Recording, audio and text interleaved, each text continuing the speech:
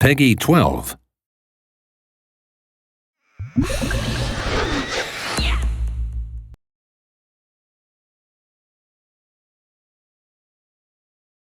Hi, this is Dan Moskowitz. In this video, we'll show off our new simulation engine, GlassBox, and how we're using it to simulate the basic economic loop between residential, industrial, and commercial buildings. Keep in mind that this demonstration is showing off simulation behavior and not graphics.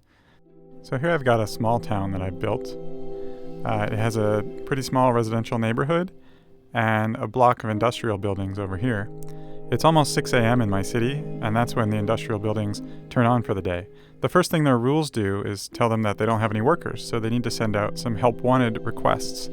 These are agents that are invisible to the player that travel down the roads and look for residential buildings to basically knock on the door and send out cars looking for work. And here we see a whole bunch of cars that are traveling along the path looking for a job. They're going to travel to the first available job using the virtual distance field to do their navigation. When enough workers arrive at an industrial building, the building turns on and starts producing goods. The rules that produce the goods are the same rules that produce air pollution. The simulation rules that create the goods are also creating air pollution. Here we see buildings writing to the air pollution map, and it's the same rule that triggers the smoke effect.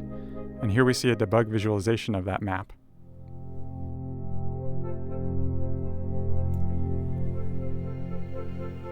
As each industrial building produces goods, it sends out freight trucks that deliver from the industrial zone to the commercial zone. Here's a freight truck delivering to a commercial building. And that's the basic economic loop between the industrial, commercial, and residential zones in SimCity. Thanks for watching.